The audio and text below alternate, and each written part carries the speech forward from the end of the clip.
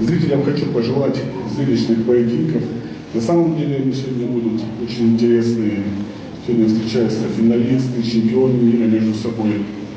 Поэтому я думаю, что этот вечер нам подарит много ярких эмоций. Всем мир, слава Богу на всем.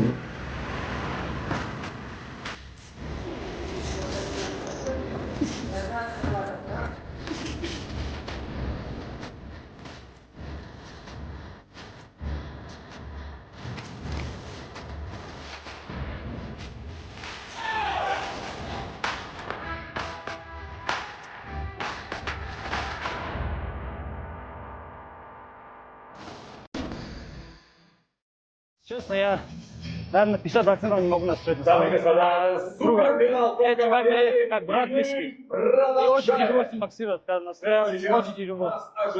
Как-то пытаюсь настроиться. А когда заработать, но все равно тяжело. Я не знаю, но я думаю, будет счет либо Ленинград, либо Кубань.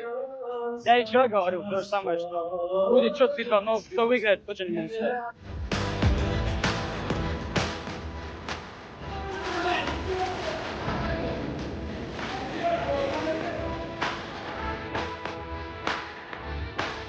Это вышло само как-то. Я даже не планировал так заканчивать бой.